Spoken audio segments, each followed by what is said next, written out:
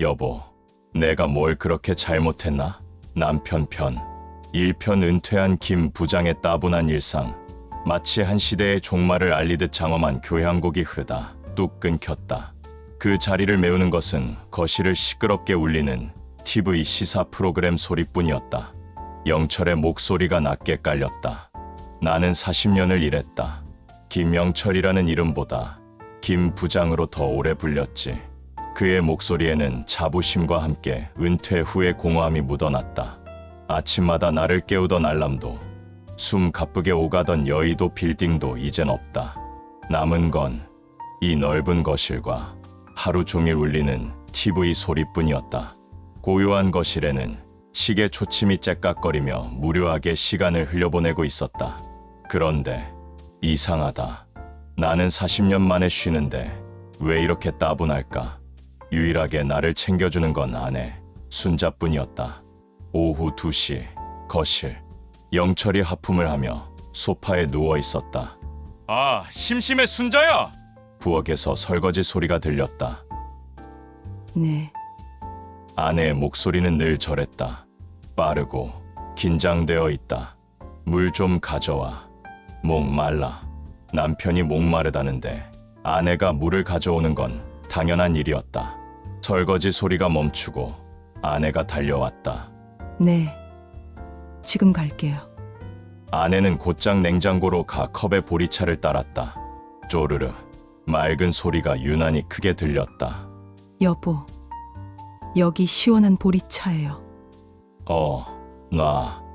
그리고 내 안경 어디 갔어? 아까 분명 여기 뒀는데. 나는 무뚝뚝하게 말했다. 40년 같이 산 부부 사이에 새삼 다정한 말이 필요하다고 생각하지 않았다. 아내가 한숨을 쉬는 것 같았지만 잘못 들었겠거니 했다. 제가 찾아볼게요. 아내가 신문 밑에서 안경을 찾았다. 여기 있네요. 내가 그렇게 덜렁대나? 당신이 치우다가 거기다 놨겠지. 나는 쏘아붙였다. 사실 내가 어디 뒀는지 기억이 안 났지만 인정하기는 싫었다. 제가 그랬나 봐요. 아내의 목소리가 작아졌다. 순간 가슴을 짓누르는 듯한 낮고 무거운 첼로 선율이 방 안의 공기를 무겁게 가라앉혔다. 내가 신문을 펼치며 세상 돌아가는 이야기를 시작했다. 아, 요즘 세상 돌아가는 꼴 좀 봐. 젊은 것들은 하나같이. 여보, 저 오늘 선아 만나러 갈게요. 아내가 갑자기 말을 끊었다. 저 선아라는 친구, 남편 죽고 혼자 된 그 여자, 또 어제도 나갔잖아? 나는 귀찮다는 듯 말했다. 어제는 마트 갔던 건데. 마트든 선아든 자꾸 나가면 집안일은 언제 해? 저녁은 뭐 먹을 건데? 내가 집에 있는데 아내가 자꾸 밖으로 도는 게 영 마음에 안 들었다. 냉장고에 삼겹살이랑 김치 있어요. 저녁 전에 돌아와서 준비할게요. 그래. 그럼 어디 가는지는 말해놓고 가. 전화했는데 안 받으면 어떡해? 네, 이윽고 현관문이 닫히는 소리가 철컥하고 무심하게 울렸다. 아내가 나가자 거실은 다시 조용해졌다. 나는 생각했다. 은퇴한 지 석 달. 처음엔 좋았다. 하지만 이젠 하루 종일 집에 있는 게 지겹다. 아내는 뭐가 그리 바쁜지 집에 붙어 있질 않는다. 내가 물 달라, 밥 달라 하는 게 그렇게 힘든가? 평생 돈 벌어다 준 남편이 집에 있는데 아내가 챙기는 건 당연한 거라 생각했다. 영철의 시야처럼 거실의 풍경이 서서히 어둠 속으로 잠겨갔다. 대체 그 친구 만나서 뭘 하는 걸까? 이편 아내가 이상하다. 물이나 찾던 자신의 모습, 현관을 나서던 아내의 뒷모습, 그리고 소파에 누워 무력하게 천장을 보던 지루한 어제의 풍경이 그의 머릿속을 스쳐 지나갔다. 나는 생각했다. 아내가 요즘 이상하다. 그 친구, 선아를 만나고 온 날부터였다. 오후 5시, 현관문 열리는 소리. 다녀왔어요. 순자의 목소리다. 평소보다 늦었다. 어디 갔다가 이제 와, 저녁은? 나는 TV에서 눈을 떼지 않고 물었다. 지금 하려고요. 아내가 부엌으로 들어갔다. 그런데 이상했다. 평소 같으면 늦어서 미안해요라며 허둥지둥했을 텐데 오늘은 조용했다. 뭔가 생각에 잠긴 표정이었다. 부엌에서는 저녁을 짓는 소리가 규칙적으로 들려왔다. 쌀알이 물에 씻기는 소리, 도마 위에서 칼질하는 소리가 기계처럼 이어졌다. 나는 괜히 부엌 쪽을 힐끔거렸다. 선아는 뭐래? 그냥 잘 지낸대요. 카페에서 일한대요. 그 나이에 나는 비웃었다. 네. 바리스타. 아내의 목소리가 작게 떨리는 것 같았다. 팔자도 참. 남편 잘 만나서 편하게 살지. 무슨. 나는 혀를 찼다. 아내가 칼질을 멈췄다. 아내의 칼질이 멈추자 집 안에는 무거운 정적만이 감돌았다. 유일하게 살아있는 것은 째깍거리는 시계 소리뿐이었다. 여보, 아내가 나를 불렀다. 왜? 선아가 참 좋아 보이더라고요. 뭐가 좋아 보여? 혼자 돈 벌고 고생하는 게? 아니요. 그냥 자기 이름으로 사는 게요. 무슨 뚱딴지 같은 소리야. 밥이나 해. 나는 리모컨을 돌렸다. 도무지 이해할 수 없는 소리였다. 저녁 7시 식탁, 식기 부딪히는 소리만이 정막을 채웠다. 어색한 침묵이 흘렀다. 아내는 밥알만 세고 있었다. 왜 안 먹어? 반찬이 입에 안 맞아? 아니요. 그럼 뭔데? 아까부터 뚱해서는 나는 짜증이 났다. 아내가 숟가락을 탁 소리 나게 내려놓았다. 40년 만에 처음 있는 일이었다. 나도 놀라 아내를 쳐다봤다. 아내가 심호흡을 했다. 저 여보, 왜? 저 하고 싶은 말이 있어요. 아내의 눈빛이 이상했다. 늘 순종적이던 그 눈이 아니었다. 마치 폭풍전야를 알리듯 날카롭고 긴장감 넘치는 바이올린 선율이 팽팽하게 공기를 가르기 시작했다. 나는 불길한 예감에 휩싸였다. 대체 무슨 말을 하려는 걸까? 3편 63세 아내의 황당한 반란. 어젯밤 결연한 표정으로 숟가락을 내려놓던 아내의 모습. 하고 싶은 말이 있어요 라던 낯선 목소리. 그리고 그 앞에서 어쩔 줄 몰라 하던 자신의 당황한 얼굴이 떠올랐다. 나는 생각했다. 무슨 말을 하려기에 저렇게 비장한가? 설마 아들 녀석이 또 사고라도 쳤나? 뭔데?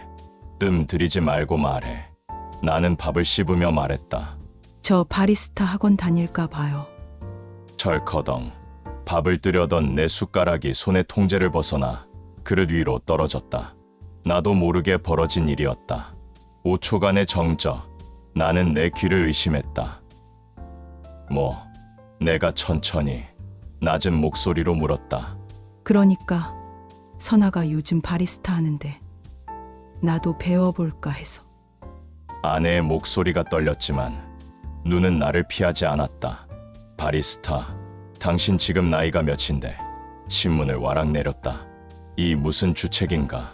방금 전까지 희미하게 들리던 바이올린 소리가 갑자기 볼륨을 높이며 심장을 조이듯 급격하게 고조되었다. 63이요. 63살에 무슨 바리스타야? 그 나이에 무슨 주책이야? 나는 화가 머리끝까지 났다. 하지만 선아도 배웠는데. 선아는 혼자니까 그렇지. 당신은 남편 있잖아. 집안일도 해야 되고 애들 오면 밥도 해줘야 되고. 애들은 이제 다 컸는데요. 그래도 엄마잖아. 나는 버럭 소리를 질렀다. 순자야, 우리 나이에 뭘 배워. 그냥 집에서 편하게 쉬면 되지. 내가 퇴직금도 나왔고 연금도 나오는데 왜 힘들게 돈 벌려고 해. 나는 한숨을 쉬며 타이르기 시작했다. 이게 다 그 선아 때문이 틀림없었다. 돈 때문이 아니에요. 그럼 뭐 때문에? 어이가 없었다. 나 때문이에요.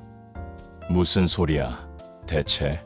그때 아내의 목소리를 배경으로 슬프면서도 무언가 결연한 의지가 담긴 첼로 선율이 낮게 깔리기 시작했다. 그때부터였다. 아내가 내가 알던 아내가 아니었다. 여보, 나 평생 당신 시중만 들었어요. 아내가 울먹이기 시작했다. 23살에 시집 와서 아침마다 당신 양복 다려주고 밤마다 당신 발 주물러주. 야, 갑자기 왜 이래? 나는 당황했다. 동창회 가면 김 부장 와이프, 마트 가면 민수 엄마. 그런데 이순자는요? 이순자는 어디 있어요? 나는 누구예요? 아내가 울부짖었다. 그러니까 가정주부가 다 그렇지. 나는 말을 더듬었다. 아니에요. 나한테는 이순자라는 이름이 있어요. 여보, 당신은 은퇴했잖아요. 그런데 나는요? 나는 언제 은퇴해요? 순자야, 나도 이제 내 이름으로 살고 싶어요. 이순자로 살고 싶어요. 그러니까 학원 다닐게요. 말을 마친 아내는 더 이상 망설이지 않고 의자가 밀려나는 소리와 함께 식탁을 박차고 일어났다. 나는 너무 놀라 멍하니 앉아 있었다. 야, 이순자, 내가 당황해서 불렀지만 아내는 뒤도 돌아보지 않았다. 쾅 하는 집이 울릴 정도의 세찬 소리와 함께 방문이 닫혔다.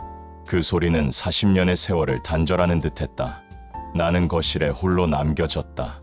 결혼 40년 만에 처음 보는 아내의 모습이었다. 저렇게 목소리를 높이는 아내를, 저렇게 우는 아내를 나는 처음 봤다. 가슴이 답답했다. 내가 뭘 그렇게 잘못한 건가? 영철의 텅 빈 눈동자 위로 거실의 풍경이 천천히 어둠 속으로 가라앉았다.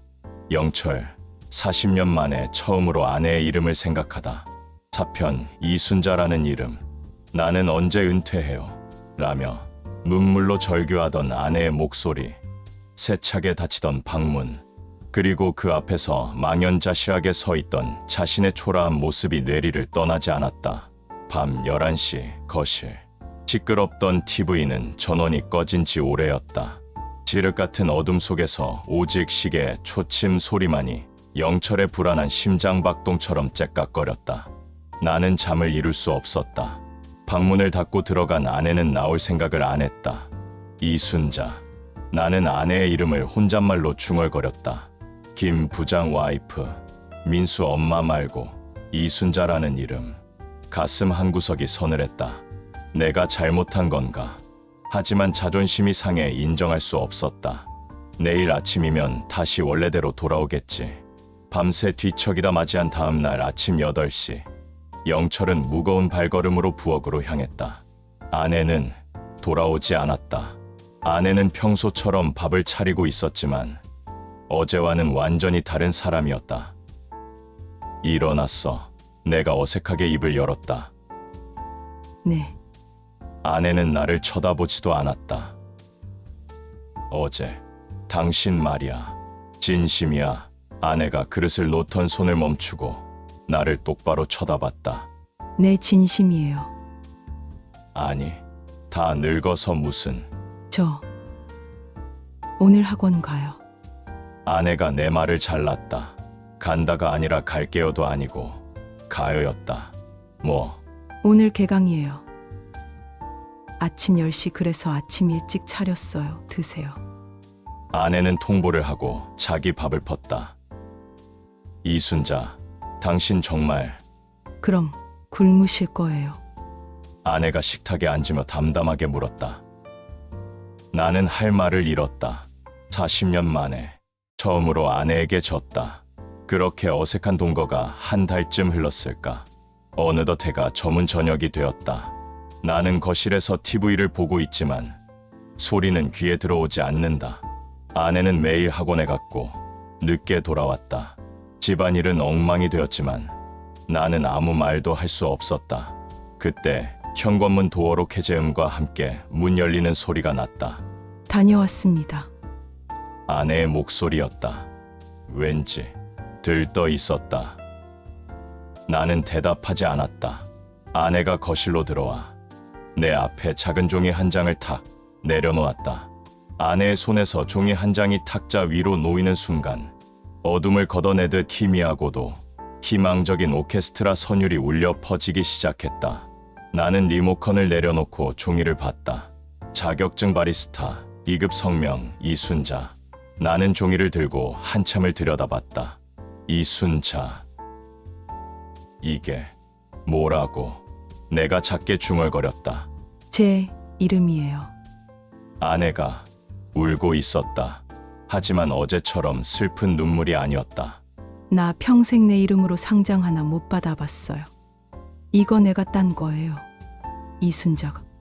두 사람 사이에는 누구도 먼저 깨뜨릴 수 없는 긴 침묵이 흘렀다. 영철은 그저 자격증에 이순자라는 이름만 바라볼 뿐이었다. 나는 아내의 얼굴과 자격증을 번갈아 보았다. 40년 만에 처음 보는 얼굴이었다. 나는 무겁게 입을 열었다. 목이 맸다. 밥은? 아내가 긴장했다. 밥은 먹고 왔어? 아니요. 이제 하려고. 됐어. 나는 자리에서 일어났다. 부엌으로 걸어갔다. 영철은 부엌으로 가 익숙하면서도 낯선 손길로 냉장고 문을 열었다. 그냥 있는 반찬에 물 말아 먹어. 당신도 피곤할 텐데. 나는 밥솥을 열었다. 40년 만에 내 손으로 밥을 펐다. 아내가 나를 쳐다보는 것이 느껴졌지만 차마 돌아볼 수가 없었다. 장면이 바뀌어 며칠 뒤 낮의 풍경이 펼쳐진다. 그곳은 아내가 말했던 카페 다시 봄 앞이었다. 며칠 뒤 나는 몰래 아내가 일한다는 카페에 가봤다. 카페 안에서는 사람들의 활기찬 대화 소리와 경쾌한 재즈 음악, 그리고 치익하는 커피 머신 소리가 생동감 있게 흘러나왔다. 창밖에서 몰래 훔쳐봤다. 순자 씨, 아이스 라떼 한 잔. 네. 아내가, 아니, 이순자가 활기차게 대답하며 유니폼을 입고 웃고 있었다. 손님에게 커피를 내밀며 웃는 저 얼굴. 맛있게 드세요. 바리스타 이순자입니다. 영철이 아내의 모습을 바라보는 동안 그의 복잡한 심경을 대변하듯 잔잔한 피아노, 선율이 낮게 깔리며 그의 독백이 시작되었다. 나는 40년을 김 부장으로 살았다. 그리고 내 아내는 40년을 김 부장 와이프로 살았다. 그런데 지금 내 아내는 저기 카페 안에서 활짝 웃는 이순자가 되었다. 창밖에서 그 모습을 씁쓸하게 또 어딘가 멍한 표정으로 바라보던 영철은 이내 아무 말 없이 무거운 발걸음을 돌려 천천히 사라졌다. 그런데 오늘 나는 처음으로 이순자라는 사람을 보았다. 저 사람이 정말 내 아내란 말인가? 멀어지는 영철의 뒷모습 위로 모든 풍경이 천천히 어둠 속으로 잦아들었다. 우편 빈 집에 홀로 남겨진다는 것. 카페에서 아내의 웃는 모습을 본 그날 이후 나는 집에 돌아와서도 한참을 멍하니 앉아 있었다. 온기가 사라진 거실. 아내가 없는 집은 텅 빈 폐가나 다름없었다. 나는 생각했다. 이순자 바리스타. 그 이름이 낯설었고 나 없이도 환하게 웃던 그 얼굴이 화가 났다. 그리고 두려웠다. 그날 이후로 아내는 더 늦게 들어왔다. 아침에 밥만 겨우 차려놓고 나가면 밤 9시가 넘어 들어왔다. 나는 혼자 밥을 먹었다. 아내가 차려놓은 밥과 구, 식어 빠진 그것을 억지로 입에 밀어 넣었다. 40년 만에 처음으로 나는 혼자 밥을 먹었다. 오후 3시. 정막이 무서워 TV 소리만 최대로 키워놨다. 속이 쓰렸다. 어제 먹은 찬밥이 체한 것 같았다. 순자야. 나는 무심코 아내를 불렀다. 대답은 없었다. 텅 빈 거실에 내 목소리만 공허하게 울렸다. 그제야 깨달았다. 아내는 지금 카페에 있다. 바리스타 이순자로 거기서 웃고 있겠지. 나는 소파에서 겨우 몸을 일으켰다. 물이라도 마시려는데 속이 울컥 뒤집혔다. 체한 건가? 식은 땀이 등줄기를 타고 흘렀다. 가슴이 답답하고 명치 끝이 바늘로 찌르듯 아파왔다. 순간 덜컥 겁이 났다. 이러다 내가 이 넓은 집에서 혼자. 나는 비틀거리며 식탁으로 가 휴대폰을 집었다. 단축 번호 한 번. 아내 손가락이 버튼 위에서 망설였다. 지금 전화하면 손님 받고 있겠지. 일하는데 남편이 아프다고 전화질이냐고 비웃겠지. 40년을 지배해온 자존심이 도와달라는 말을 막아섰다. 나는 떨리는 손으로 아들 민수의 번호를 눌렀다. 왜요? 아버지, 늘 그렇듯 귀찮음이 가득한 목소리였다. 민수, 민수야. 나 아버지인데. 알아요. 무슨 일인데요? 나 바쁜데. 속이 너무 아프다. 나 쓰러질 것 같아. 뭐, 약 드셨어요? 엄마는요? 내 엄마 전화 안 받는다. 카페에 있겠지. 나 좀 거기까지였다. 쿵. 나는 식탁 모서리에 머리를 부딪히며 바닥으로 쓰러졌다. 휴대폰이 손에서 미끄러져 바닥에 떨어졌다. 아버지! 아버지! 지금 어디에요? 아버지! 아들의 절박한 외침이 스피커폰을 통해 텅 빈 거실에 울려 퍼졌다. 하지만 나는 대답할 수 없었다. 그릿해지는 의식 속으로 40년 전 환하게 웃으며 내게 시집 오던 순자의 젊은 얼굴이 스쳐 지나갔다.